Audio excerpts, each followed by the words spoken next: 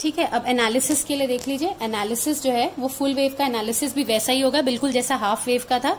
ठीक है, जो भी फोरियर है n इज टू 1 से लेके इन्फिनिटी तक, उसमें कौन कौन से आता है, डीसी कंपोनेंट आता है, कोसाइन वाला आता है जो an cos n omega T होता है, plus bn sin n omega T. ये बिल्कुल वैसा ही है जैसा हाफ वेव में पढ़ा था। तो हमें आउटपुट पे डीसी कंपोनेंट नहीं चाहिए, कॉस कंपोनेंट नहीं चाहिए तो सिर्फ साइन कंपोनेंट चाहिए, उसका भी फंडामेंटल यानी b1 वाली वैल्यू सिर्फ चाहिए। ठीक है, तो जैसे हाफ वेव में किया था, v output is equals to bn 2/पाई 0 से लेकर पाई।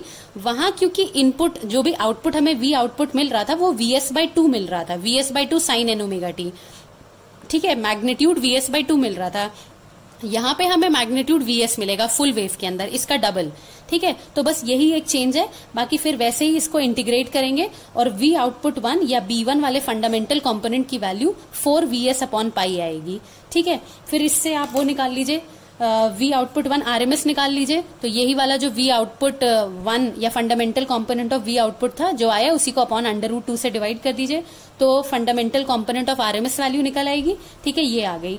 अब फिर से वही डिस्टॉर्शन फैक्टर और THD निकालना है। तो डिस्टॉर्शन फैक्टर क्या होता है, fundamental component of RMS upon total component of RMS। तो मैंने बताया था टोटल कंपोनेंट ऑफ RMS कैसे निकालना है, जो भी एवरेज v आउटपुट का टोटल दिया हुआ है, यही टोटल v आउटपुट आया था जब प्लस हाफ में जब 2 स्विच काम कर रहे थे तो ये आउटपुट, जब बाकी 2 स्विच काम कर रहे थे तो ये वाला आउटपुट। ठीक है, इस तरीके से आउटपुट आ रहा था, तो ये v आउटपुट है।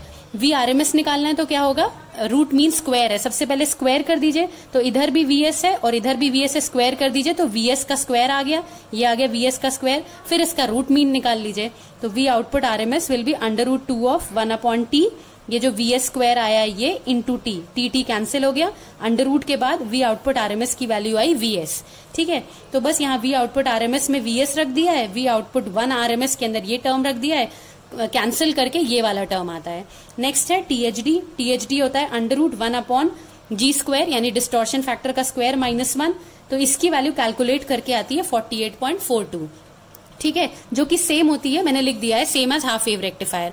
ठीक है, तो ये आपको क्योंकि दिख रहा है कि टोटल हार्मोनिक डिस्टॉर्शन यानी आउटपुट, हम पूरा आउटपुट का एनालिसिस कर रहे हैं। आउटपुट क्या है, आउटपुट AC आना चाहिए, जो कि हमें इस तरीके का मिलता है, लेकिन AC आना चाहिए। तो हमें दिख रहा है कि आउटपुट पे हमें इतना परसेंटेज हार्मोनिक डिस्टॉर्शन मिल रहा है, इतना परसेंटेज ऑफ लमसम समझिए, इतना परसेंटेज ऑफ हार्मोनिक है।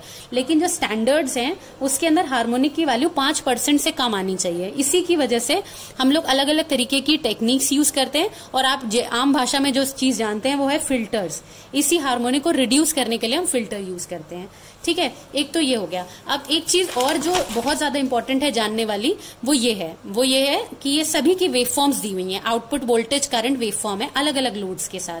ठीक है, तो अभी तक फुल वेव को देखा था आपने, फुल वेव में आउटपुट वेव फॉर्म में ऊपर का मैग्नीट्यूड आ रहा था vs और ये वाला मैग्नीट्यूड आ रहा है -vs। ठीक है, तो ये आर लोड या किसी भी लोड की, जब हमने VSI पढ़ा था तभी हमने ये चीज जान ली थी कि लोड वोल्टेज हमें वैसा ही मिलेगा, चाहे आर लोड हो, चाहे RL लोड हो, चाहे RLC लोड हो, कोई भी लोड वोल्टेज हो। VSI में लोड, आउटपुट लोड जो है वो इंडिपेंडेंट ऑफ कोई भी टाइप का लोड होता है। ठीक है, तो आउटपुट वोल्टेज हमेशा ऐसा ही मिलेगा। आउटपुट करंट, आर लोड के अंदर आउटपुट करंट कैसी मिलेगी, अगर ये वाला मैग्नीट्यूड VS आ रहा है तो ये वाला जो मैग्नीट्यूड है वो होगा VS/R, I = VS/R, ये वाला मैग्नीट्यूड -VS/R। क्योंकि ये फुल वेव है, फुल वेव आर लोड का है, इसलिए S1 S4 स्विच एक बार में, इसमें कोई फ्री व्हीलिंग डायोड या कोई डायोड नहीं होगा, सिर्फ 4 स्विचेस होंगे।